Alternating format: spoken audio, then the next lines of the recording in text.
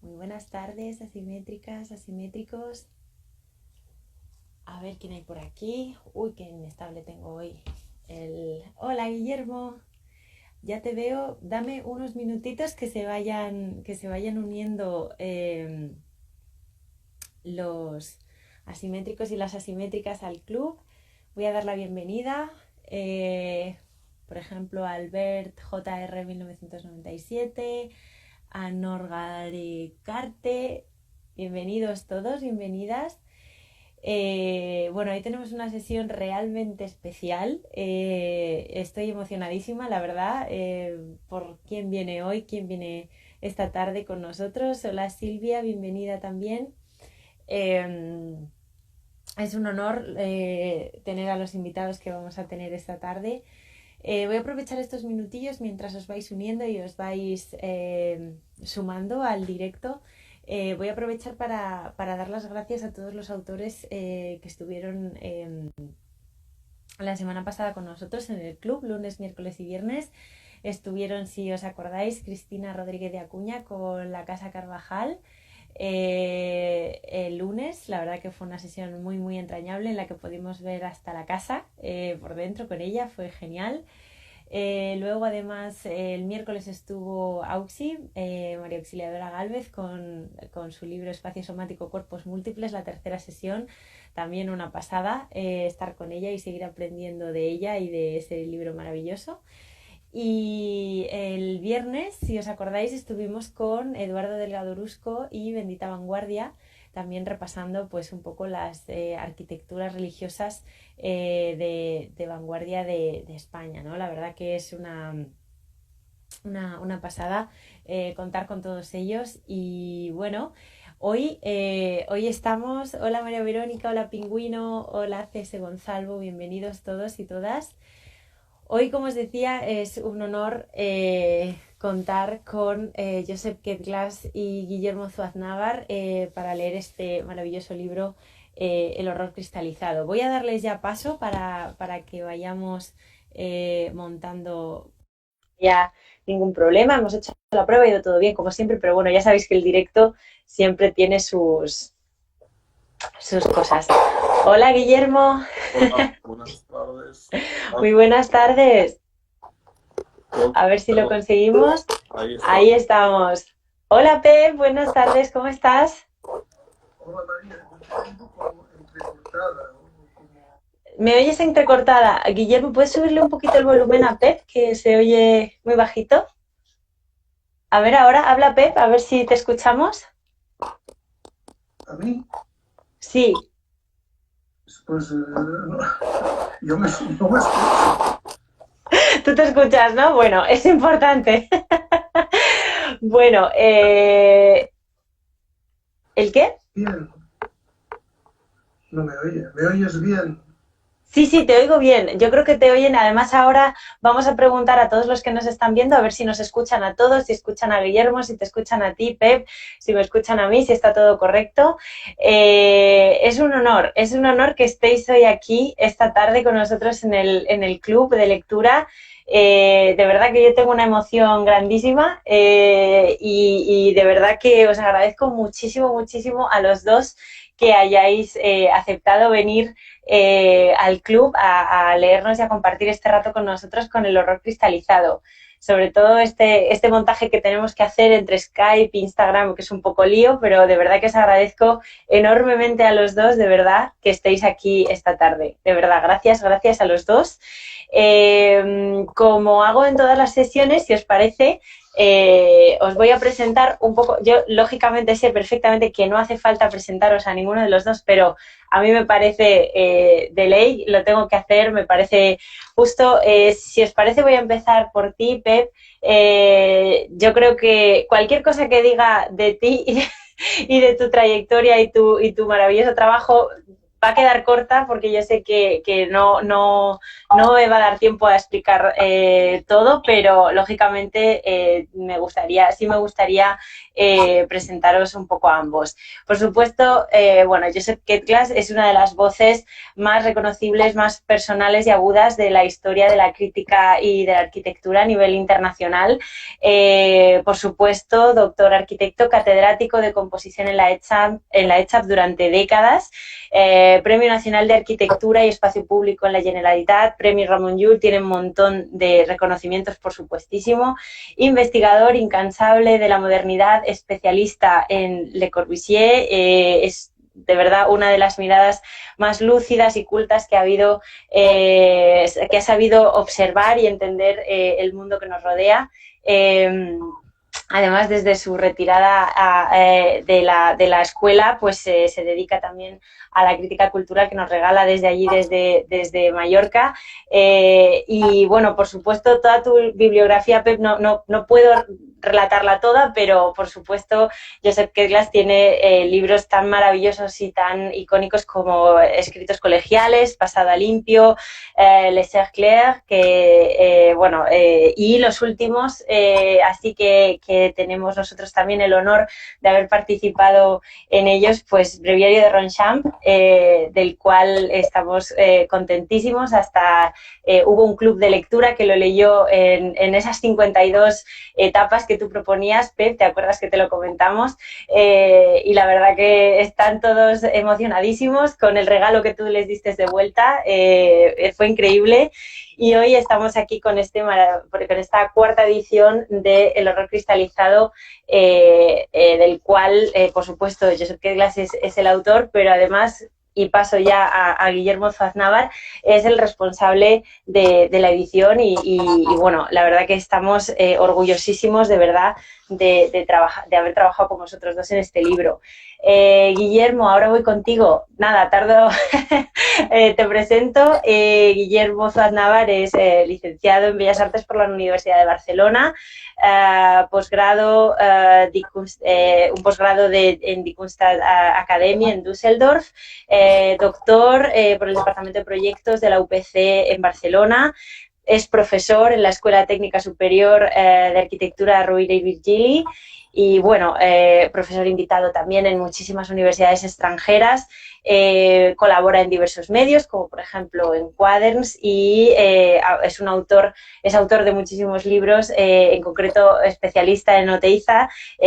Jorge Oteiza, por ejemplo, y Animal Fronterizo es uno de sus libros, Oteiza o Iza también.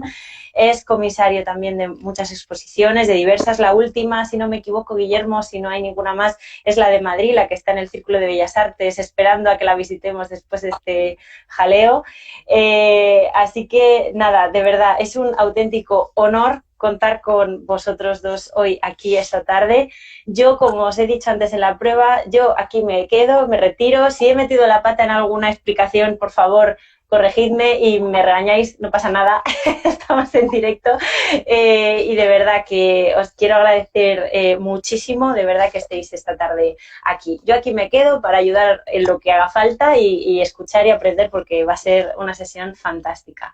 Gracias de verdad a los dos. Bien, ¿y ahora? Y ahora pues lo que queráis, quien empieza, quien quiera empezar. Muchas gracias. Un apunte, simplemente la exposición de Madrid, supongo que hay mucha gente de Madrid que nos está escuchando. Es una exposición que comisarié junto con Valentín Roma sobre August Sander. Y es la mayor exposición que se ha hecho en España de August Sander. Por lo tanto, bueno, no sé muy bien cómo está la situación, pero los que puedan acercarse, que vayan a ver la exposición. Que se acerquen totalmente. Dicho esto, ya no tengo nada más que decir en esta presentación y pues a Pedro. Guillermo, por favor. Esperando a escuchar. También estaba clausurada la exposición. ¿Perdona? Me pensaba que ya estaba clausurada la exposición. Pues no, yo sé que estaba en el círculo, pero a los 15 días de abrirse la exposición la tuvieron que cerrar y no sé cuál es la situación ahora. Pero sí, bueno, ahora hay que esperar a ver qué tal. Guillermo, súbele un poquito el volumen a Pep, por favor, que está ahí.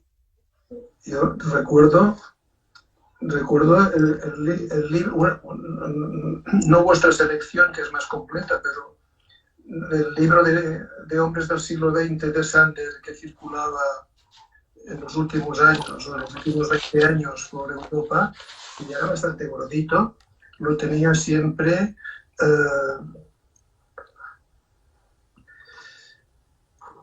no me acuerdo del nombre, pero el libro este sale también en la biblioteca de Sharon del cielo sobre Berlín. Se ve uno de los consultores, uno de los usuarios de la biblioteca, tiene sobre su mesa el libro de fotos de August Sander, que a Wim Wenders en aquellos tiempos, cuando uno hacía cine, le interesaba. ¿Cómo se llama el que tenía el libro a la mesa? Bueno. Bueno, no sé. ¿Perdona? Ya lo revisaremos. Ahora hemos venido a hablar de otro libro. Lo que pasa es que el nombre de ese señor me sale Luis Kahn con Palladio encima de la mesa, pero no es eso. El problema que ahora no me sale el nombre de ese personaje es el problema que posiblemente va a ocurrir a lo largo del tiempo que esté hablando. Me gustaría ser elocuente, pero es posible que resulte todo más torpe que elocuente. Bueno, no. Los materiales que tenemos son estos, sí, con lo que tenemos vamos a intentar decir algo. Estoy diciendo que desconfío bastante de leer un libro. Ya sé que todo lo que está bien escrito se puede averiguar o se puede demostrar que está bien escrito porque puede leerse en altavoz. Se puede leer en altavoz porque el escrito hace caso de la respiración, de los ritmos, de la capacidad de aguantar pronunciando sin tener que pararse a respirar. Y si pretendo que el texto sobre el Mies esté bien escrito, tendría que suponer que puedo leerlo en altavoz. No es así. No es así porque mientras que lo que es literatura puedes escucharlo y recibes todo lo que la literatura tiene, que son palabras, un texto de este estilo es más un informe, es más un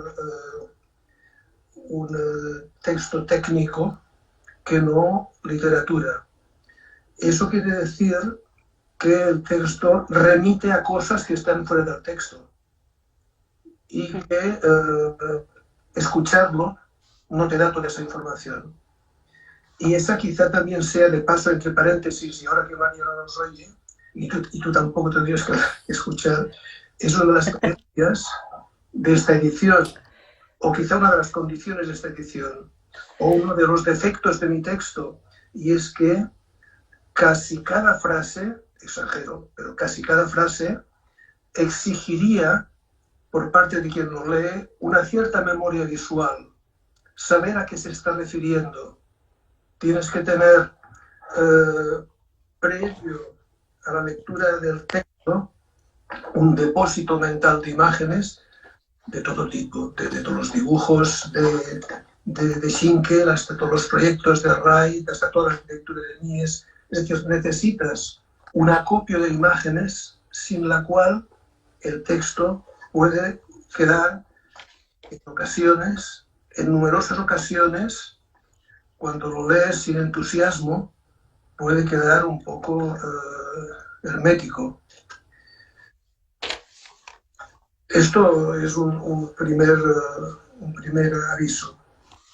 Yo prefiero, cuando no es literatura, leer con la vista, donde puedes marcar los adelantes y los atrases, te puedes parar, puedes volver a leer, puedes comparar con 2 páginas atrás, porque así controlas mucho más lo que se está diciendo. Puedes no creerte, analizar, puedes comprobar aquello que se está diciendo. Mientras que si escuchas, a menos que sea, literatura, estás demasiado desarmado frente al sobresalto de palabras que van saliendo. Segunda dificultad a la hora de leer un texto sobre Mies. ¿Qué es sobre Mies? Hay autores, como Le Corbusier, muy simples, en cuya obra todos los argumentos están puestos delante encima de la mesa, no tienen espesor. Lo que se ve es lo que hay, no hay otra cosa, no hay fondo. En cambio hay autores, como por ejemplo Mies, donde pasa exactamente lo contrario. No se ve casi nada, pero ese casi nada oculta todo un fondo densísimo de referencias que es hacer emerger, de hacer salir a la superficie. Lo que hay en este texto es algunas de esas emergencias, pero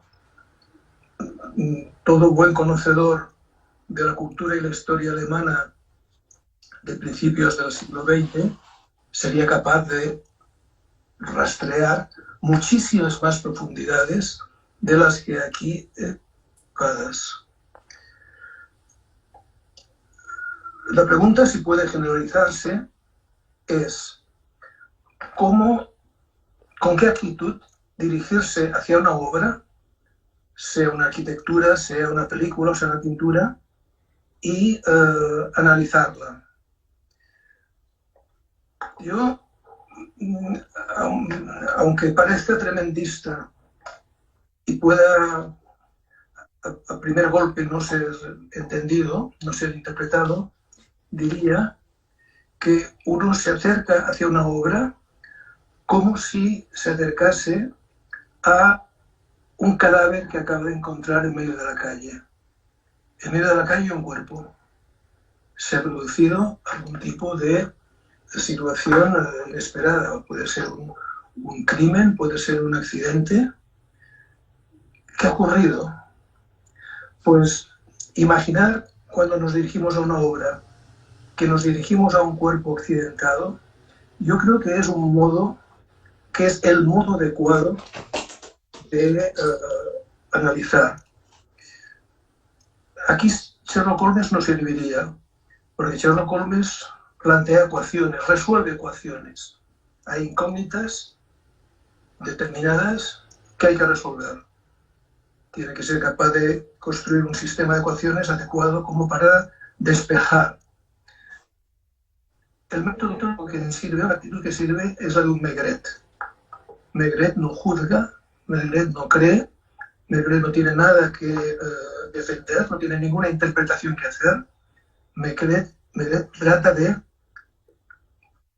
hacer suyo lo que le ha ocurrido a aquel cuerpo. ¿Qué te han hecho?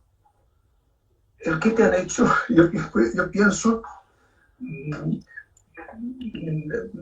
si alguien quiere probarlo, yo creo que el qué te han hecho es una buena pregunta para dirigirse a un proyecto. Estos días, no sé por qué, me viene a la cabeza, eso de tanto te vienen imágenes a la cabeza incontrolables, me viene a la cabeza la biblioteca de Pépinage en la Plaza de Sens. Pues me gusta pensarla como, a una escala gigantesca, un cuerpo que hay en medio de la calle.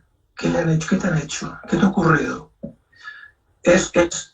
Pienso, más digna esta actitud que la actitud de quien tiene a la obra como un detenido sospechoso al que tiene que confesar.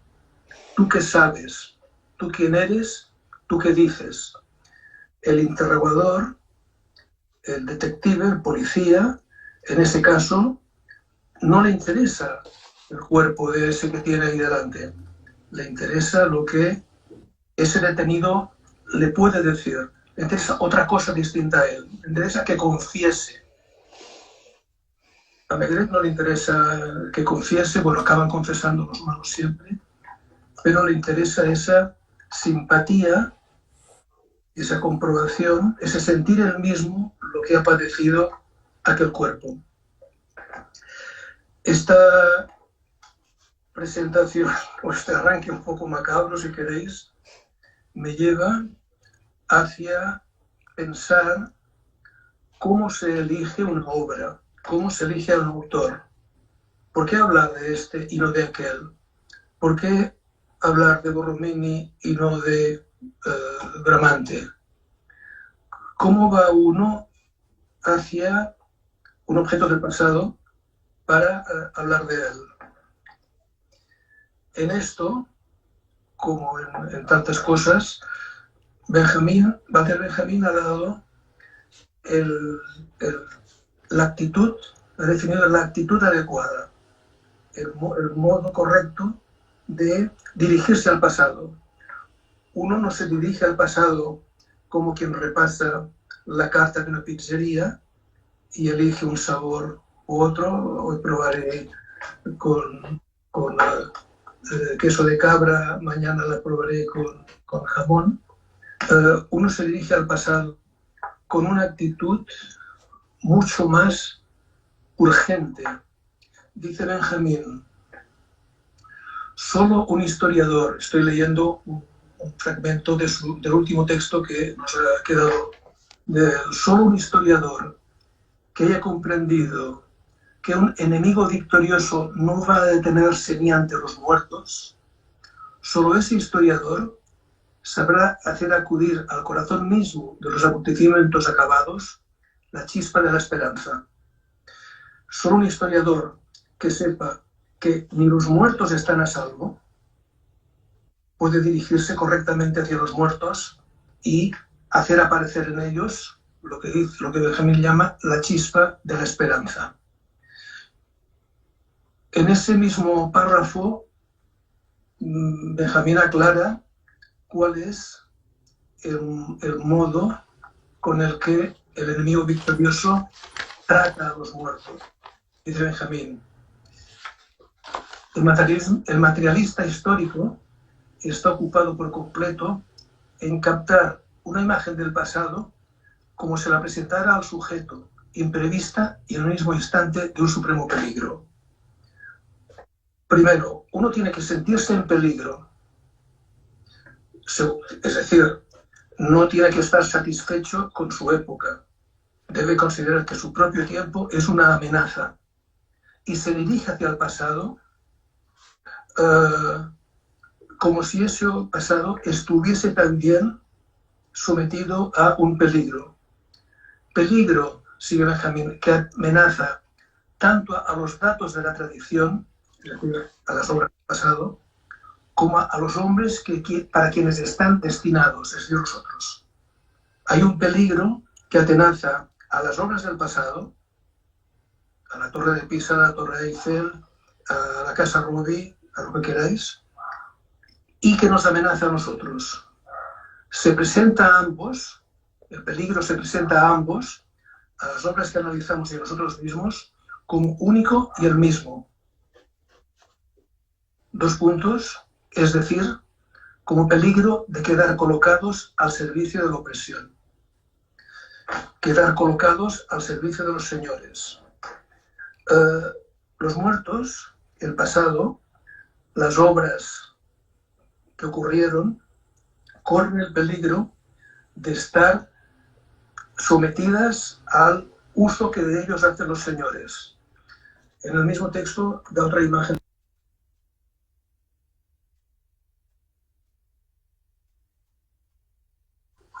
Pueblos vencidos que hacían desfilar junto a los desfiles triunfales de los generales que entraban en Roma, demostrando que habían pasado a ser esclavos del desfile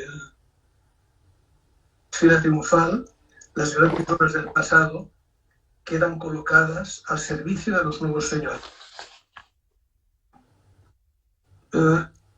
Vuelvo al inicio de Benjamin. Solo aquel que sienta el peligro de estar colocados bajo el servicio de los señores puede liberar las obras del pasado.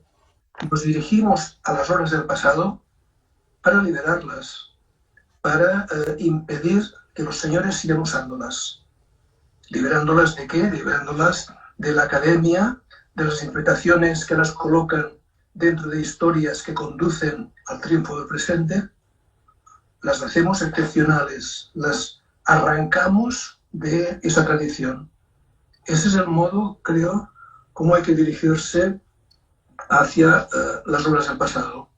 Solo aquel que la siente en peligro, no en peligro como los restauradores de las obras de arte en peligro de convertirse en pieza de aplauso al presente, solo ese tiene derecho a hablar del pasado. ¿Y cómo se habla del pasado? ¿Cómo se evita que cuando hablamos de una obra, cuando hablamos de la Vía Saboya, del pabellón de Alemania, no quedemos apresados en el servicio presente, en el servicio de los señores? Porque, por un lado, hemos de hacernos muy sabios, hemos de aprender muchos datos de estas obras, tantos datos como para demostrar que los señores, la academia, son torpes, no saben nada, son gandules, no se fijan, no han mirado bien, no han aprendido. Hemos de demostrar que sabemos más que ellos, en cualquier campo. Sabemos leer la Biblia mejor, incluso. Sabemos los santorales mejor. Sabemos los valores de las piedras de construcción en Alemania del siglo XX mejor. Hemos de saber mucho más y mucho mejor que ellos. Pero el peligro es convertir eso que sabemos en jerarquía, hacer valer nuestro saber. Al mismo tiempo que sabemos mucho, hemos de desvalorizar lo que sabemos. Hemos de no darle importancia a lo que sabemos. Hemos de impedir que la academia reconozca nuestro trabajo como trabajo valioso. ¿Esto qué es? ¿Esto es historia? ¿Esto es un cuento? ¿Esto es literatura? Esta cosa no entra dentro de los parámetros que una revisión entre pares aceptaría. Esto no vale. Bien, pues hemos de conseguir más uso de elementos sabios junto con la degradación de nuestro saber. Nuestro saber no impone jerarquía, no nos va a resultar beneficioso, no sacaremos créditos. Hoy, cuando la destrucción de la Universidad Europea vía Bolonia ha hecho que no se mueva un dedo que no sea rentable, que no se escriba 2 líneas que no puedan representar currículum, hoy hemos de conseguir que lo que escribimos no valga nada. Pero esto hay muchos trucos, todos son trucos. Y casi todos los trucos residen en la presentación de lo que es. El librito sobre Longchamp tiene una forma ridícula, una forma picada, es una broma. Y, sin embargo, muestra un conocimiento de lo que es el proyecto de Longchamp que hasta ahora nadie ha igualado. Pero eso no se podría presentar como tesis doctoral. ¿O sí? No se podría presentar a evaluar. El texto sobre el pabellón de Mies tiene forma de pieza de teatro, de falsa pieza de teatro. Imita una pieza de teatro. ¿Por qué? Por muchos motivos. Uno de ellos es el que acabo de explicar. Es una pieza de teatro porque ningún ensayo académico, ningún estudio en la forma de pieza de teatro. La pieza de teatro es un divertimento, es un... ¿cómo se llama? Que ya que no es una opereta, la opereta en España, ¿cómo se llama? Zarzuela. La zarzuela. Puede ser el guión de una zarzuela, pero esto no es serio. Bien, pues que no parezca serio, no producir jerarquía con lo que sabemos, esto pienso que es básico. Por un lado tiene esta componente arbitraria que de todas formas en la historia de la arquitectura tiene sus títulos de nobleza.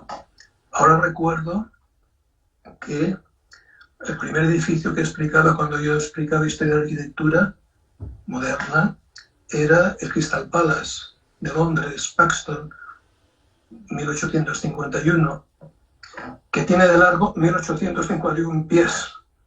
En aquel caso, el 1851 pies era, por un lado, como un elogio a la fecha, por otro lado, era una demostración de lo innecesaria de la composición, da igual que tenga 1851 o 1900 o 1700. Ya no se compone la arquitectura con aquellos criterios anacrónicos de antes. Cualquier medida. Pues esta arbitrariedad de la forma, yo pienso que es importante para desvalorizar, desengreer, si se pudiese leer el negativo de engreimiento, lo que hacemos. Pero luego tiene otra componente, esta forma teatral del texto, y que se descubre cuando se va leyendo. Es que el propio pabellón era una obra de teatro. El pabellón de Alemania fue una obra de teatro, entre comillas, moderna. Una obra de teatro en la que ante el espectador no solo se representaba una acción, sino que el espectador descubría que era él el protagonista de la acción. Era de él de quien la obra hablaba. La obra era como un espejo en el que él se veía entrando dentro de aquella arquitectura, siguiendo el argumento de aquella obra. Es un recurso también, no hay referencias a esto en el libro, hubiesen podido salir también referencias a lo que fue el teatro moderno, el teatro desde principios del siglo XX en Austria y Alemania, cuando en las obras de teatro, cuando se representaba una tragedia griega, pues se hacían entrar bueyes y vacas y corderos de verdad al escenario para sacrificarlos, y donde cuando Max Reinhardt, el inventor del teatro moderno, fue denunciado no por blasfemia, por insulto al emperador de Austria-Hungría, porque salía un personaje haciendo de emperador en una de sus obras, para defenderse de la acusación, dijo: de acuerdo, ha sido un error, ha sido un insulto usar a un actor para hacer de emperador. Le ofrezco a usted, emperador Francisco José, el papel de usted mismo y venga al escenario y haga usted su propio papel. Invitó al emperador a convertirse él mismo en sí mismo en la obra de teatro de Max Reinhardt. Esto era esta implicación tan suculentamente manierista de la obra y la vida, la escena y la vida, ese juego de reflejos en el que no sabes lo que es reflejado y lo que es objeto de verdad. Bien, pues el pabellón de Alemania es una obra de teatro. Una obra de teatro que tiene un argumento muy simple. La definición, la propuesta de lo que es una casa moderna. Venga a ver lo que es una casa moderna. Usted que no tiene casa, porque Mies ya había escrito que la casa moderna no existe. Carecemos de casa moderna. La cuestión es que cuando el espectador consigue subir al escenario, a la plataforma, y ir a ver qué es eso, se encuentra que es un lugar no vacío, más que vacío, un lugar deshabitado, un lugar en el que le falta el habitante. Cuando él entra a una habitación, ya parece estar saliendo. Parece estar saliendo por la disposición del lugar, pero parece estar saliendo sobre todo por los materiales que tiene enfrente. Y eso es, referirme a esto es el fragmento del libro que quería leer. La sensación que tuvieron quienes pudieron visitar aquella obra de teatro en la cual ellos eran los protagonistas ansiosos que estaban intentando encontrar dónde estaba el centro de la casa, cuál era el hogar, donde estaba el fuego, donde podían establecerse, la sensación que tenían no era estar en un laberinto del que no se habían recorrido, porque en el laberinto, ya lo digo, todo es homogéneo, todo vale igual, y es esta indiferencia del espacio, de las direcciones, la que precisamente marca la trampa del laberinto. En el pabellón había lugares interesantes, había lugares de una riqueza absoluta en los que hubiese valido la pena poder estar un rato sentado al fresco. Pero esos lugares no se podía entrar porque eran los reflejos, los veteados, los dibujos, los valores de cada una de las paredes. El pabellón estaba hecho de espejos, podría decirse, en cierto sentido del término espejo, puesto que compartían con el espejo una cualidad que Rilke observó, y que también Lewis Carroll lo había observado, y era que lo que hay al otro lado del espejo siempre es mucho más interesante que lo que hay a este lado. El espejo absorbe lo que tiene delante, lo vuelve interesante, pero simultáneamente lo vuelve intransitable, porque nosotros no iremos nunca a ese otro lado.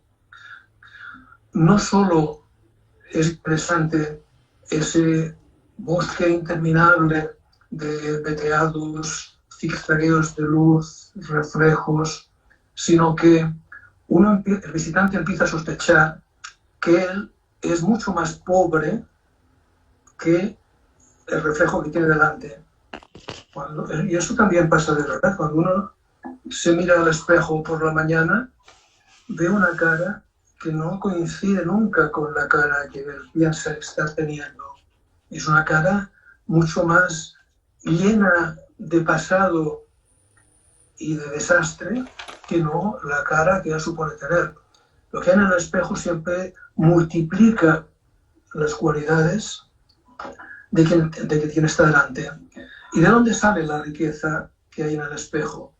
Pues nos la arranca el viajero que penetra y recorre el interior del pabellón, se va desvaneciendo paso a paso, va palideciendo paso a paso, va perdiendo jirones de su forma paso a paso, que pasan a tenerse en las paredes reflectantes de cualquier objeto que haya en el interior. Eso es la forma que tiene la estatua de Kolbe. La mujer que trata de protegerse de la luz del cristal tiene una piel que como va perdiendo escamas, ¿verdad? Siendo como mordida por la luz. Todo lo que se disuelve del cuerpo de aquella mujer cae a sus pies, convertido en el agua del estanque, en el agua negra del estanque, negra porque está forrado de negro, cosa que convierte el estanque también en espejo. Leo, son 2 páginas, en las que pienso que se puede notar esta reclamación de imágenes que le hubiesen venido bien, pero claro, no le hubiesen venido bien 50 imágenes, hubiesen venido bien 500 imágenes acompañando cada párrafo. ¿De qué está hecho el pabellón? Así empieza la escena segunda. La escena segunda no se ve alto. ¿De qué está hecho el pabellón? Es otra pregunta ingenua que obliga a respuestas inesperadas. Va bien hacer preguntas ingenuas. Kant decía mucho, ¿qué es una ventana? ¿Qué quiere decir una escuela? Porque estas preguntas ingenuas obligan a respuestas que no sean ingenuas, obligan a respuestas que sean construidas de nuevo. Otra pregunta ingenua que obliga a respuestas inesperadas. Está hecho, hemos leído, de piedra, cristal y hierro. Los materiales, si hiciese unas mediciones para que un contratista hiciese un presupuesto, metros de piedra, de cristal y de hierro. Con los que Mies construye, hemos creído, suelos, paredes, pilares y techos. Bien, pues en el pabellón no hay ni piedra, ni cristal, ni hierro, ni suelos, ni paredes, ni pilares, ni techos. Comprobémoslo en cualquier fotografía, a ver qué suelos, paredes, pilares y techos, a ver qué constructividad hay. El pabellón tomado desde las oficinas y servicios. Y ahora le estoy recibiendo una foto, que no sé si la ves, que es... ¿La ves? Es esta de aquí. Sí. María, sí, la voy a poner yo arriba, Pep. ¿La tienes? Sí, la tengo. Miremos esta fotografía. El pabellón tomado desde las oficinas y servicios, con el banco y el estanque mayor en primer plano, y al fondo la pared de cristal blanco. Lo que pasa es que aquí en la foto la pared de cristal blanco, las bombillas dentro de la pared, en el sándwich de la pared están apagadas, por lo tanto la pared se ve negra, pero bueno, nos referimos a ella como la pared de cristal blanco. Sigamos con la vista en el elemento constructivo, hasta ver dónde acaba, dónde empieza. La placa de la cubierta, por ejemplo. La cubierta es esa línea blanca horizontal. Empezamos desde la derecha. Empieza sobre los escalones, a la derecha. Seguidla con la vista. Va hacia la izquierda. Sigue. Llega al muro del travertino. Se mete en él. Sigue. Se pierde y no vemos más. La placa, esa placa horizontal, está constituida por una parte construida y una parte reflejada, que es el muro sobre el banco corrido, que es un espejo. El muro largo sobre el banco corrido frente al estanque grande es también un espejo. Y ese plano, esa placa, es un absurdo sintáctico. Tiene una parte construida y una parte reflejada. Palacio de los reflejos, cristal misterioso. Lo que veis a través del cristal se confunde con lo que veis reflejado en él. Esto eran citas de visitantes que conocieron esa obra de teatro. El pabellón no está hecho con piedra, cristal, estuco y hierro, sino con reflejos. Y en consecuencia, con ese material, con reflejos, no se construyen suelos, paredes, pilares y techos, sino solo paisajes virtuales, paseos intransitables. Con reflejos solo se pueden construir espejos. Podríamos pensar que Mies puede llevar al grado máximo el ilusionismo de los paisajes en las paredes de Pompeya. Esa misma creación de paisajes virtuales existe en el pabellón, pero en este caso, ya estamos al siglo XX, paisajes abstractos. ¿Por qué cristal, metal cromado, piedra bruñida, estuco? ¿Por qué usa esos materiales de partida Mies? ¿Por adecuación de esos materiales a la tecnología o a la imaginación de los nuevos tiempos? ¿Por, entre comillas, sencillez constructiva? De ningún modo, sino porque esos son materiales productores de reflejos. Mies usa un material en cuanto que produce reflejos. Y cuando no los produce, por ejemplo, un tejido, lo presenta con los vuelos necesarios, no sé cómo se puede llamar eso, con las involuciones e impaginaciones necesarias como para que un tejido se convierta en un, ¿cómo se llama? En un bajorrelieve de líneas de luz, de estrías de luz y de sombra. Mies escoge sus materiales por su capacidad de reflejar, con lo que los materiales del pabellón no son solo los 4 habitualmente considerados, sino también uno quinto, quizá el más importante, porque contribuye a movilizar la circulación de los espejos, el agua. El agua, luego explicaré, junto a los grandes trapos de las 2 banderas enormes, son el motor de los reflejos, un material constructivo básico en la arquitectura del pabellón. Los dos pavimentos de agua negra por su fondo, que convierte en espejo, registran en su superficie la mínima alteración de las condiciones de luz, hasta que una nube pasa por el sol y el reflejo que rebota del estanque de agua hacia las paredes y hacia los cielos rasos va moviéndose. El escalofrío rizado del agua rebota esa luz, la envía contra el cielo raso estucado del pabellón, contra las paredes, contra los pilares, y oscila en imprevisibles culebreos. Ahora, María, si quisieras, Sí. la página podrías pasar, si quieres, esta imagen. A ver si te ve. Sí. Donde veis aquí esos culebres a los que me refiero. Aquí, naturalmente. ¿Es esta? ¿Es esta, Guillermo? ¿Que tú que las ves las dos? Sí. Vale.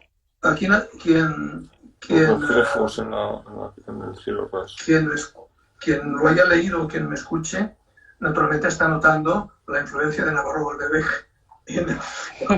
con el yo que era hace 30 o 40 años cuando escribí esto.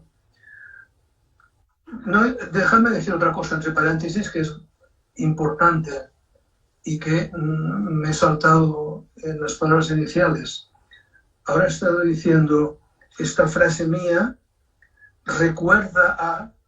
me hace recordar la influencia de Juan Navarro Baldeweg con su gusto por estos rebotes, correspondencias o culebreos de horror.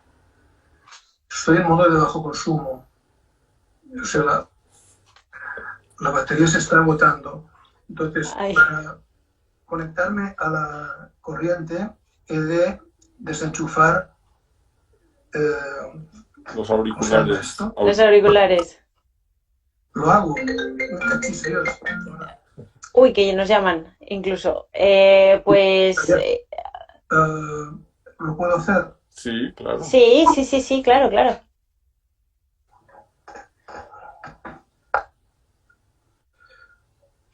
No sé si he usado la expresión o cuando he hablado de esas obras hacia las que nos dirigíamos, decía cómo teníamos que tratarlos, como un cadáver, como alguien que ha recibido un trato, que hemos de intentar entender qué te ha ocurrido. Pero lo que en definitiva es cualquier obra de arte es un mecanismo de memoria. Lo que hace una obra de arte es recordar. No hay una obra de arte que no recuerde. Que no recuerde las obras del propio autor, las obras de su propio género, que recuerde una cola lejanísima que la dispersa, bien anclada a todo el pasado. Comprender una obra es ser capaces, hacernos capaces de recordar con ella, colocarnos dentro de su memoria. El pabellón, del cual ahora solo estaba describiendo su parte más externa, las bombalinas, cómo está hecho la escenografía, su constitución en teatro, en espejo. El pabellón es una máquina de recordar, si pudiésemos aludir a otro compañero de Mies. Desde el pabellón, en el texto se consigue recordar la propia arquitectura de Mies, la arquitectura que dio influencia en su juventud, Rothau, los expresionistas alemanes, lo clásico visto por Schinkel, la arquitectura griega, Wright, por otra parte, obviamente, como arquitecto del siglo XX, como más capaces fuésemos nosotros. Antes decía, como más sepa un individuo de cultura e historia alemana del siglo XX, más densidad y profundidad ve en Mies, como más sepamos nosotros, más podemos recordar. Comprender significa recordar, pura y simplemente. Comprender un edificio de Mies es poder usar ese edificio como artilugio de memoria. No estoy inventando nada. Si recordáis que había unas presencias a las que se llamaban musas, que eran las que presidían los quehaceres del arte, no hay más que averiguar cómo se llamaba la mamá de todas las musas, la mamá de las 9 musas, para comprender hasta qué punto la memoria es lo que fija cualquier obra de arte. Porque la madre de musas fue Mnemosyne, es decir, la memoria.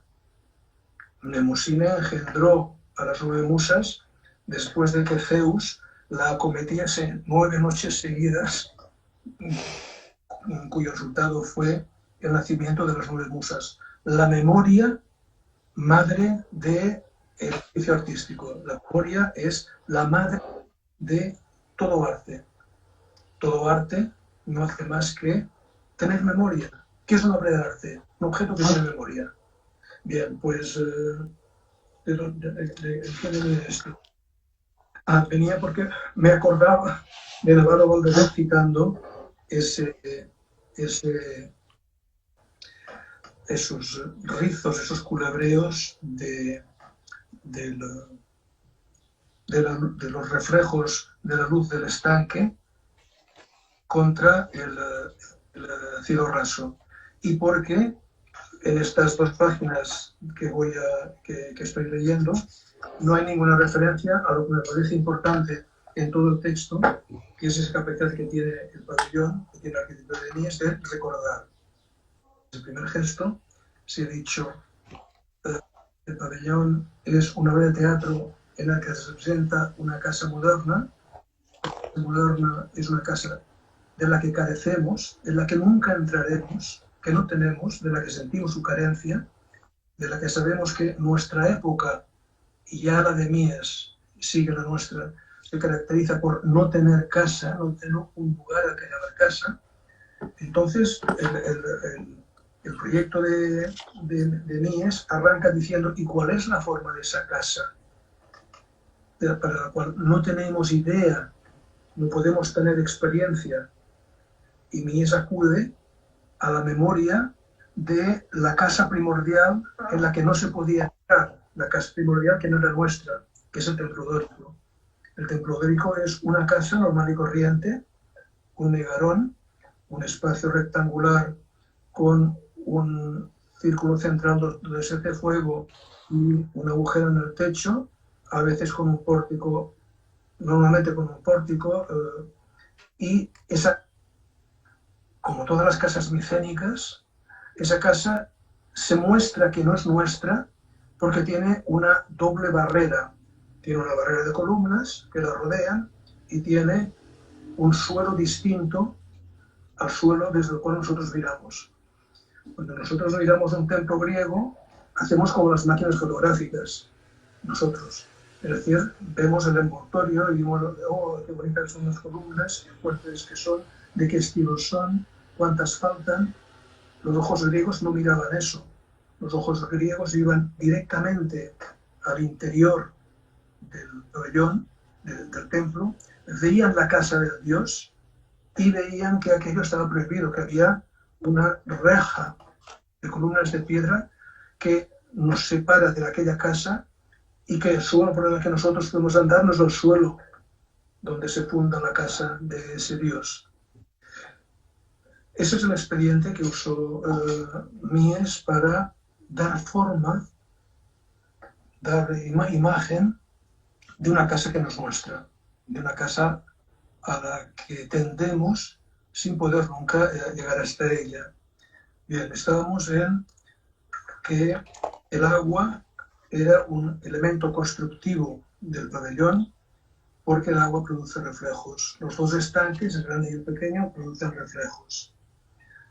Todavía hay otra máquina dispuesta por Mies para impedir la detención de los reflejos, para aumentar los efectos de la mínima variación de luz exterior, para movilizar los brillos.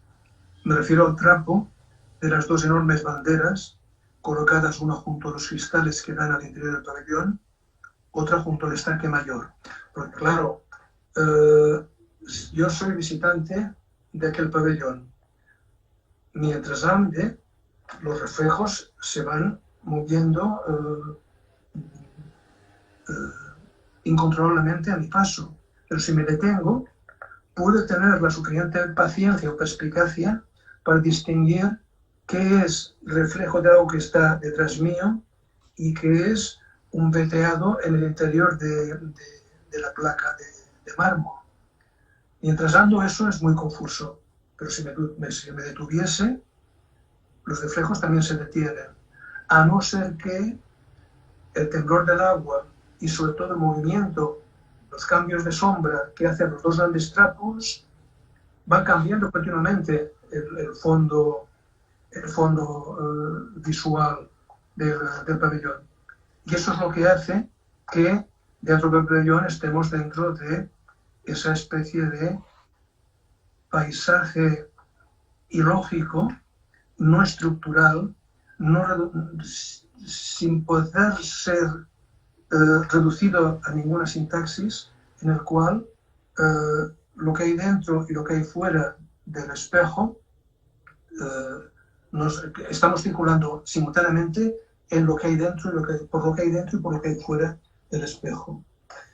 Me refiero al trapo de las dos enormes banderas colocadas uno junto a los cristales que dan al interior del pabellón, otro junto al estanque mayor. Sin el agua y las banderas, el efecto de los reflejos no hubiera sido tanto. Muchos brillos, es cierto, pero estáticos. Bastaría que el espectador estuviese quieto para que al rato pudiera localizar su situación y el origen de cada uno de los reflejos. Pero la presencia de los dos movilizadores quita tal capacidad al espectador. Su camino va a llevarle entre paisajes de profundidad infinita. El veteado de la piedra más los reflejos, la transparencia del cristal más los reflejos, en los que toda referencia a un origen o un orden constructivo ha desaparecido. Incluso el despiece de las placas de piedra, con el veteado en doble simetría, marcando por las vetas inclinadas figuras rómbicas, convierte la pared en un juego caleidoscópico en espejo de sí mismo. Los misterios del cristal tienen además otra consecuencia. Confundían los sentidos del visitante, perdiéndole por el bosque de imágenes entreliadas de su recorrido, convertían el exterior en representación de sí mismo, adherido sobre la placa antes transparente, cerrando el espacio hacia un interior pendiente de cuanto no es el mismo. Pero tienen además un último resultado: vacían el interior. Los reflejos, los espejos, vacían el interior, lo empobrecen, lo desecan. Solo las paredes están cubiertas de humedad y vibra. Aquí me estoy refiriendo a esa percepción tan fina de Rilke, para quien el espejo vaciaba la sala que tenía enfrente. Sigue un comentario donde diferencio el laberinto del teatro de Mies, no es lo mismo.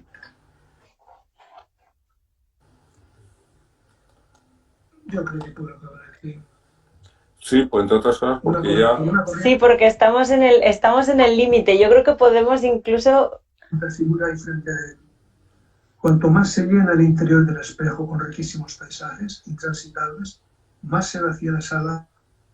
Como más rica es la pared, más pobre es el visitante, porque la riqueza está hecha con las cualidades que ha perdido ese habitante del siglo XX. Vosotros, derrochadores de las salas vacías, escribía Rilke sobre los espejos. Espejos disipadores de las salas que vacían, agostan el lugar desde donde los miramos, que trasladan el interés al otro lado del cristal, que orientan el deseo, irrefrenablemente lo orientan, pero en la dirección que nunca va a poderse seguir al otro lado del espejo. El espejo es ventana hacia el único mundo que valdría la pena conocer, donde valdría la pena transitar, donde la vida y la morada serían posibles.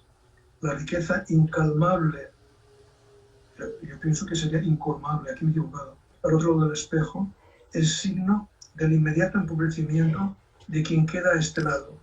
Y la atención del visitante está continuamente enfocada hacia el otro lado del espejo. Sabe a dónde quiere ir, pero no alcanza. Si el pabellón es un espejo, es para él. ¿No nos oye? ¿Nos oye? No. No. Hazle una señal así en la cámara, porque yo creo que no te está viendo. Entiendo lo que tiene delante. No solo el riesgo, la pobreza. Estoy acabando. No, ¿Es bueno, esto? es que se va a cortar. Avísale de que se va a cortar. Un espejo invierte lo que tiene delante. Hasta ahora he dicho que lo que hay al otro lado del espejo es rico porque ha sacado la riqueza de lo que tiene enfrente. Pero si yo ante el espejo muevo mi mano derecha, quien está al otro lado del espejo mueve su mano izquierda. El espejo hace lo contrario de lo que tiene delante. Si la arquitectura del pabellón es un espejo... Guillermo, se va a cortar. Vuelvo a conectar, ¿vale? No te vayas, no cuelgues. Hola, hola asimétricas, asimétricos.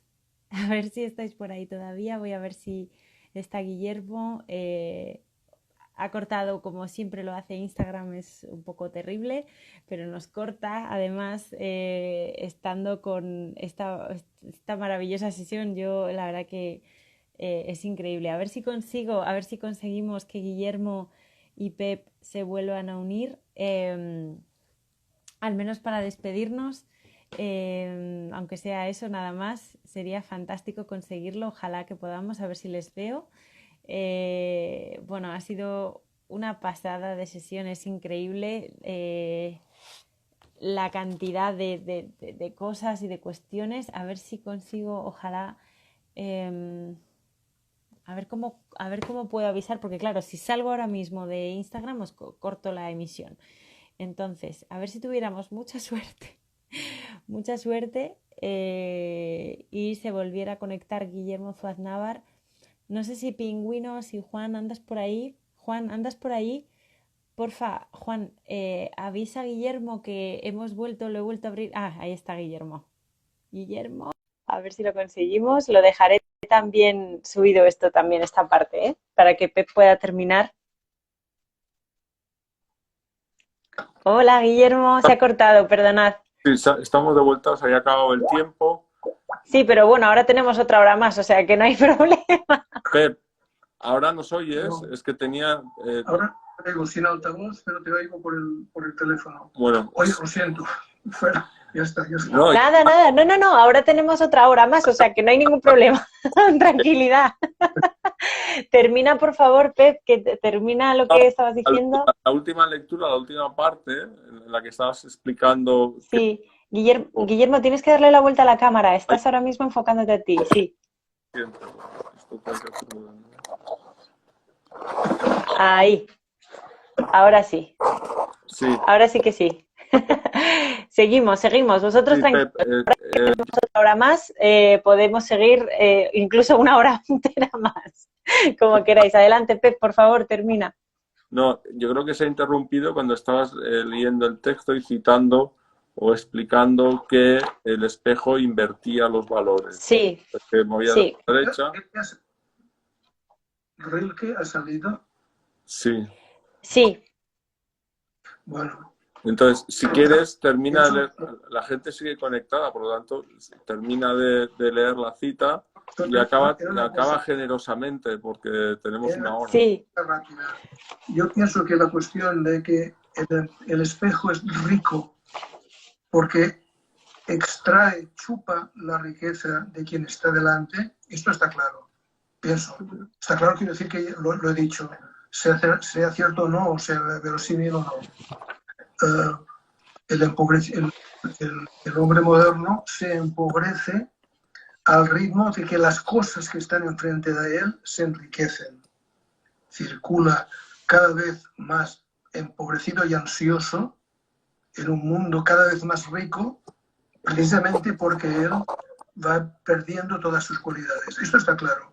Pero decía, el espejo tiene además otra característica, y es que invierte las relaciones dentro-fuera en otro sentido, en el sentido de que si alguien que está delante del espejo levanta su mano derecha, quien está dentro del espejo levanta su mano izquierda. En el espejo las cosas ocurren al revés. Si el pabellón de Alemania es un espejo, todo lo que ha ocurrido delante va a tener que invertirse y hacerse al revés. Si el pabellón se construye, la arquitectura del pabellón exige que la arquitectura se deconstruya. Construir el emplazamiento del teatro implica, porque es un espejo, desmontar las bambalinas, desmontar el circo y marcharse, dejando en el suelo la huella que había ocupado la lona del circo. El vacío que construye Mies es distinto en el pabellón, es distinto al vacío que había antes de la construcción. No es el mismo vacío. El suelo de la montaña de Montjuïc, antes de presentarse la obra del Mies, es distinto al suelo que habrá después. El suelo que queda después vaciado es la arquitectura del pabellón. Ir allí a mirar aquello que había quedado vacío es lo que durante muchas décadas pudieron hacer los que se acercaron a ese lugar. Ahora ya no pueden, ahora tienen que hacer un ejercicio más imaginativo. Leer el libro. Bueno, esto más o menos era. Bien. Jo, qué maravilla, Pep. Ha sido increíble. Yo, Guillermo, no sé si tú, ahora que hay ya mucho tiempo, adelante, si quieres apuntar algo o No, añadir. tengo muy poco que añadir. Cualquier cosa que diga resultará anecdótica y poco consistente. Simplemente aprovechar la situación para agradecerle a Pep.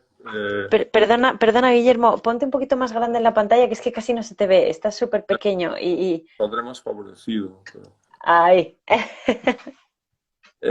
No, simplemente aprovechar la oportunidad para decir públicamente las cosas que nos atrevimos a decir en la intimidad, es decir, darle las gracias a Pep por haberme permitido hacer la edición del texto. Yo creo que el texto era necesario editarlo porque no se encontraba, porque sigue siendo un texto que lo usamos en las clases y se sigue usando en las escuelas de arquitectura, y yo diría que es el único texto o el texto que mejor, o sea, es el texto que ataca, y que ataca, no sé si es un buen verbo, pero es el texto que explica el pabellón de Mies de 1929.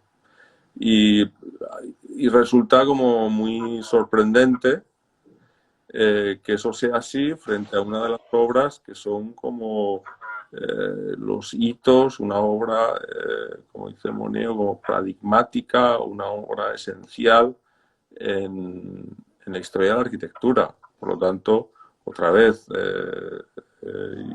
simplemente ahora solo podría repetir todo lo que ha dicho Pep, demuestra también la falta de rigor y el poco gusto por el trabajo de los señores.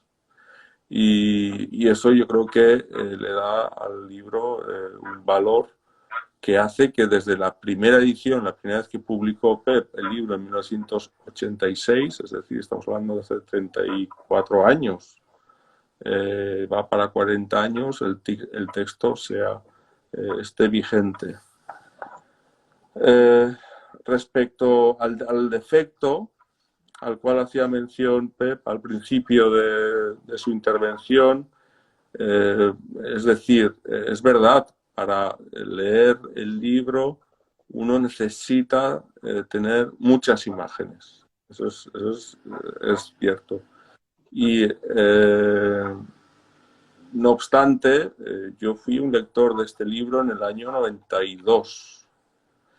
Y muchas imágenes yo no las tenía, pero y en contra de lo que ha dicho Pep, eso no significa que el libro resulte incomprensible.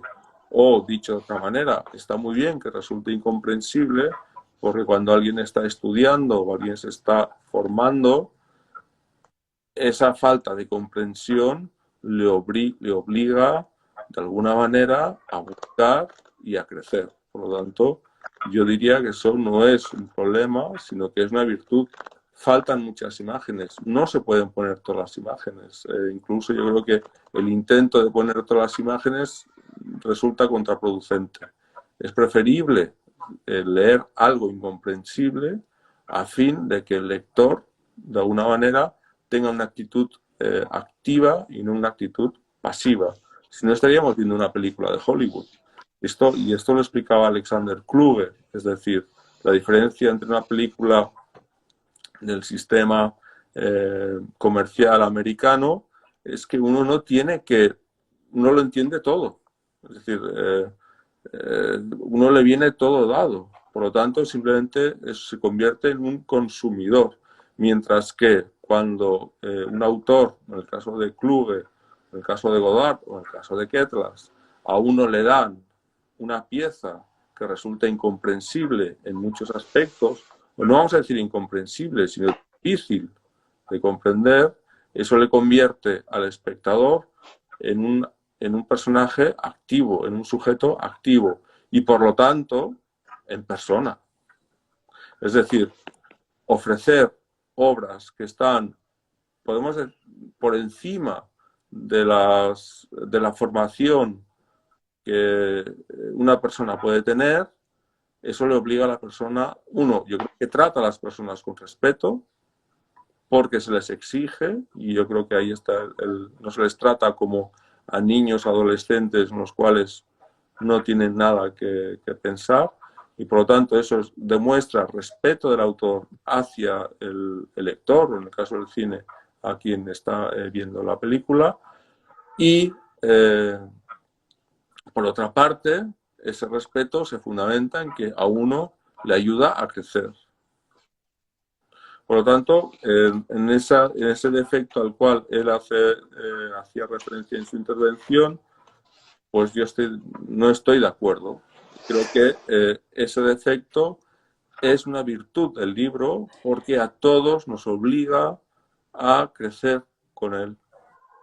Y es un libro al cual recurrentemente, no sé, yo no diré cuántas veces lo he leído, pero cada vez que lo he leído, cada vez he encontrado cosas, que es lo que pasa con las obras buenas, cosas que uno no había visto antes. Y probablemente, en la medida que uno crece y el libro le exige a uno, le exige a entender qué es lo que está diciendo, o sea, esta dificultad hace que la visión se afine. Por lo tanto, el libro, yo creo que si es capaz de haber aguantado durante 34 años, en gran medida viene podemos decir, de esa erudición o de esa exigencia que impone Pep en el lector. Por lo tanto, ningún defecto. Muchas gracias. Respecto, simplemente, después de su intervención, yo puedo decir cuál ha sido mi función en el libro. Hace unas semanas me pasó una anécdota muy... Intentaré ser breve, porque supongo que la gente está ya cansada, pero intento explicar una anécdota que me sucedió.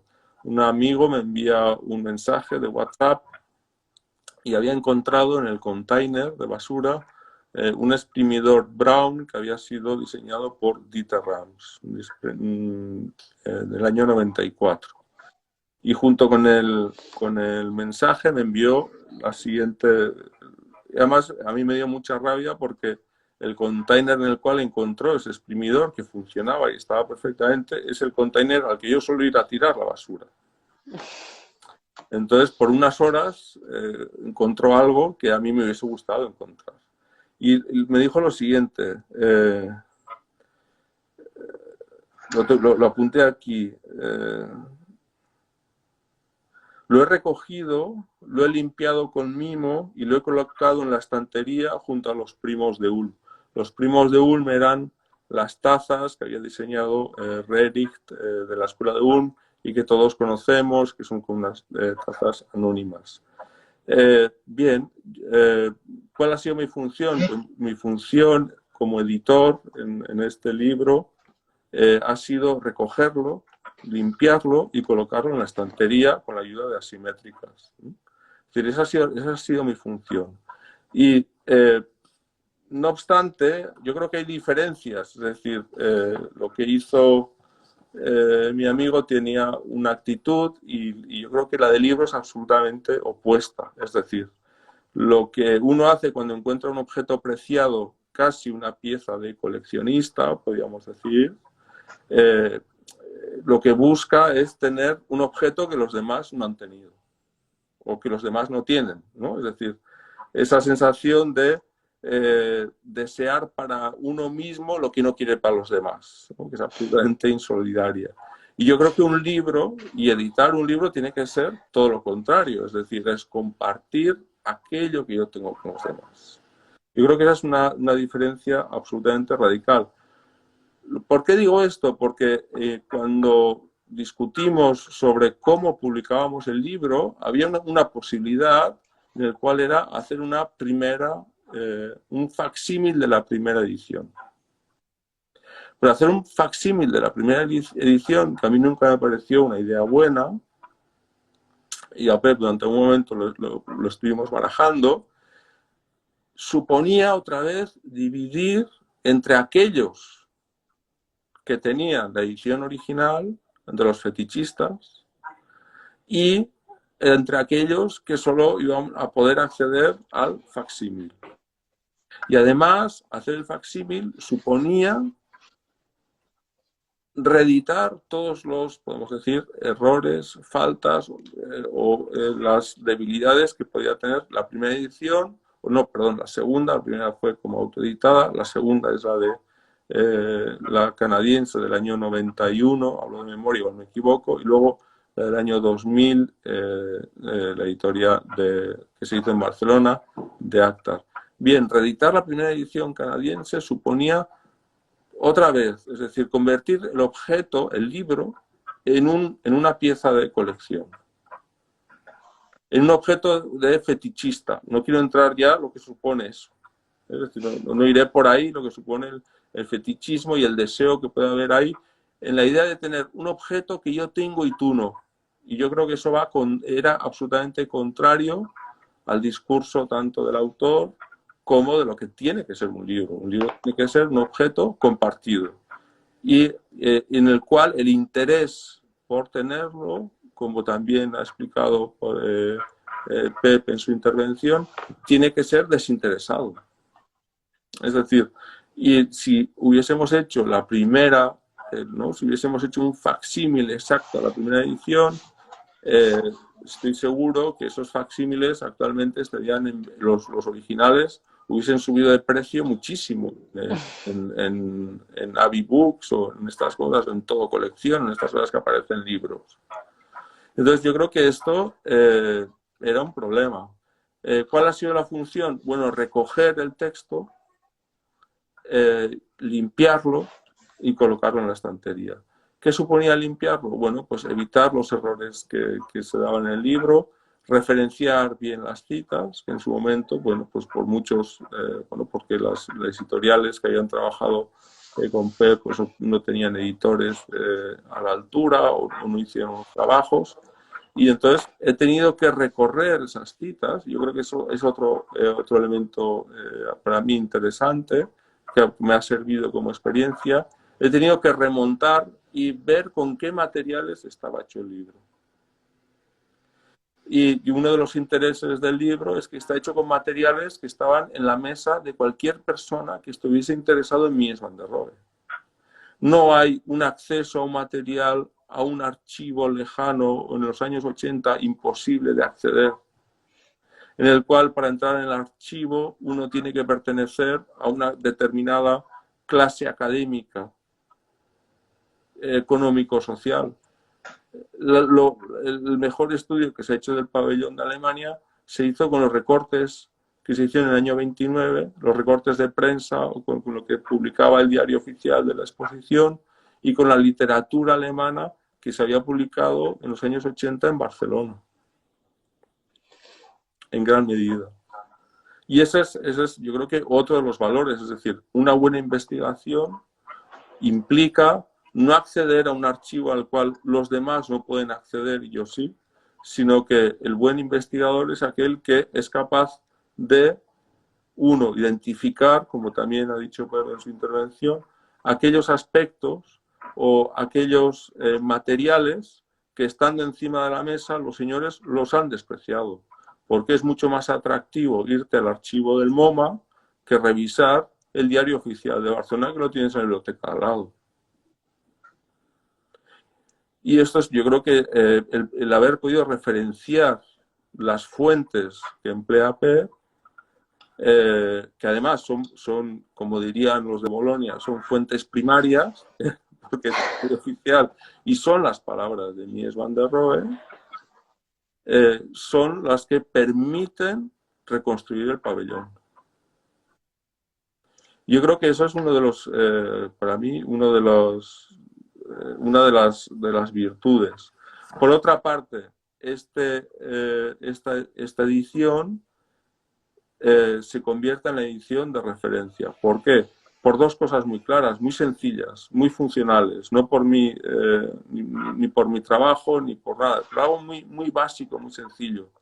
Porque todas las páginas están bien numeradas, que es importante, y porque todas las citas están referenciadas, cosa que antes pues no lo estaban. Por lo tanto, cualquier persona que quiera citar el libro Pabellón tendrá, entiendo yo, no por mi mérito, sino por un trabajo de buenos editores, es que las páginas están numeradas y las citas tienen sus referencias. Y eso lo convierte en la edición, podemos decir, no sé si definitiva, pero después de 34 años, una edición útil y podemos decir incluso fácil de emplear. Además, ya finalmente, yo creo que es importante, y es algo que al cual hacía referencia, un libro se hace de manera, y es mi experiencia, tampoco tengo una experiencia comparable a la de PEP, pero sí que tengo una experiencia en la publicación de libros. Un libro no es algo que se hace uno solo en una habitación, es un trabajo colectivo y compartido. Y el haber podido integrar yo, ser una parte de ese grupo, a mí ha sido un gran privilegio. Pero si vamos a la puerta a la portada del libro, en el cual se anuncia como cuarta salida en escena, aparece, y esto ha sido era una condición sine qua non del autor, la troupe de todas las personas que hemos intervenido en este libro. Y entonces, yo con los grandes homenajes, si os parece, yo creo que hay que citarlos. Adelante. El texto y proyectos de Josep Quetlas, los prólogos, porque Rafael Moneo hizo un nuevo prólogo para el libro, es de Rafael Moneo, y los dibujos porque los dibujos, y es algo que yo he ido explicando, han ido poco a poco, podemos decir, destilándose.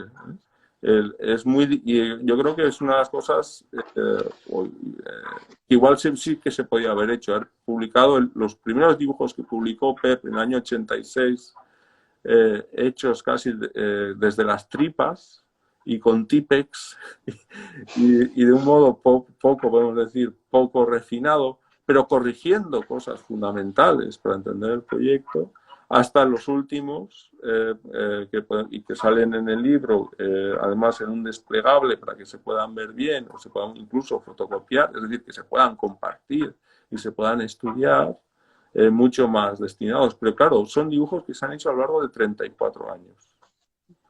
Entonces, quiero decir, los primeros, desde el año 86 hasta los que hemos hecho hasta el año pasado, han sido, bueno, más bonita la cifra, durante 33 años se han ido destilando. Entonces, en los dibujos han participado Margarita Díez, Tony Sánchez, Ricardo Daza, Carlos Gonzalvo y finalmente yo mismo. Y también parte de este grupo habéis sido Juan García Millán, que supongo que está por ahí escuchándonos, y tú misma, María Fernández. Es decir, este es un libro en el cual hemos participado 1, 2, 3, 4, 5, 6, 7, 8, 9, cerca de 12 personas. Es decir, y yo creo que eso es otra de las virtudes del libro y otra de las generosidades de Pep. Y no sé si tengo mucho más que añadir, es decir, yo creo que mi trabajo ha sido ese. Finalmente, me quedo con algo con lo cual yo sí también fui consciente y que en el epílogo lo expongo, es decir, la técnica, y ya lo ha apuntado Pep, La técnica para reconstruir el pabellón es muy sencilla, es recordar y repetir. No hay que hacer nada más y nada menos. Es decir, por lo tanto, recordar supone recoger esas fuentes primarias, esas impresiones de la gente de 1929, integrando al propio Mies van der Rohe o a los diferentes articulistas que habían escrito o experiencias que habían salido en prensa. Eso es recordar. Y dos, repetir el pabellón de un modo absolutamente, paranoico, ¿no? Que ese es el paranoico crítico, tratando de entender exactamente cómo se hizo el pabellón. Y haciéndolo así, o empleando esa técnica, por un lado, tan sencilla, pero al mismo tiempo tan exigente, sin tener posibilidad de inventar nada, yo creo que el libro consigue reconstruir el pabellón de 1929. Y todo lo que venga después, pues yo creo que está de más. Y ya está. Esas son mis impresiones. Jo, pues de verdad, a ambos. Ha sido una sesión fantástica. Yo, por mi parte, por nuestra parte, y si no, Juan, que yo sé que está por ahí detrás, si quiere decir algo, yo lo leo en alto. Por nuestra parte, desde Asimétricas, pues decir que nos sumamos a este privilegio de estar en este equipo. Que contarais con nosotros para hacer esta nueva reconstrucción de este libro. En ese sentido sí que ha sido también una reconstrucción, ha sido un trabajo increíble trabajar con los dos, con el cariño que se ha puesto aquí dentro. Desde luego, por nuestra parte, es absoluto, y la dedicación, y esperamos que el resultado, pues a todos los que ahora quieran tener este libro y sobre todo, pues tanto a ti, Pep, como a Guillermo, que os haya gustado después de esta, que ha sido un proyecto largo, una larga espera. La verdad es que para nosotros ha sido un auténtico honor volver a trabajar contigo, Pep, y trabajar por primera vez contigo, Guillermo, que ha sido eso, pues un auténtico trabajo de respeto, de generosidad y de, bueno, y de un privilegio, si es que no puedo decir otra cosa. Mira, dice Juan, ha sido una lección magistral para cualquier investigador y incluso para nosotros en la edición como editores, pues no podemos decir otra cosa que gracias a ambos por compartir este proyecto con nosotros y ponerlo en nuestras manos para ayudaros a llevarlo a la estantería de nuevo. Es de verdad lo único que podemos decir. Gracias. Y también poco más, porque ya es que lo habéis dicho todo. María. Así, dime, Pep. Yo me sabría mal acabar sin haber hecho una referencia a algo que en su tiempo yo pienso que era para mí uno de los puntos centrales del librito. Uh-huh. Hoy puede ser una cosa anacrónica, pasada de moda, o que sea un recuerdo de aquellos tiempos. Pero cuando explicaba que nuestras investigaciones tienen que presentarse de una forma que no permita que se las valore, que no permita que se las reciba con beneplácito, me refería específicamente a un punto para mí muy importante del libro, que es la referencia a Santi Bruar. Santi Bruar debe ser un nombre que hoy no levanta ninguna memoria, alguien completamente desconocido, pero en tiempos de la primera edición del libro era un pediatra recientemente asesinado por las enigmáticas e insondables fuerzas del Estado español, evidentemente. Yo pienso que la presencia de Santi Bruar en el libro contribuía a hacerlo intolerable. ¿Qué hace esto aquí? Que en un discurso de arquitectura sobre un exquisito edificio del movimiento moderno venga un destello panfletario, como podía considerarse en aquel tiempo.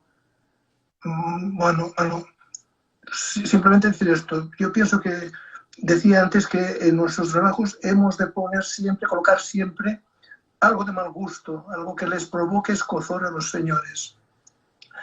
El papel de Santi Gruar fue, para mí, mi tímido homenaje a aquel médico. Bueno, solo quería añadir esto. Claro, lo que pasa es que esa cosa hoy se vuelve inefectiva porque ¿cuánta gente sabe hoy quién era Santi Gruar? Bueno, pero aquí volvemos a lo mismo, ¿no? A lo que decía también Guillermo. Esto obliga a los que lo lean a rescatar esta historia y ¿no? Obliga también al lector a repasar la historia, a volver a la memoria, lo que tú decías, ¿no? Desde el principio. Bueno, solo quería decir esto. Fenomenal. Bueno, oye, de verdad, Josep, Pep, Guillermo, ha sido una sesión de verdad maravillosa.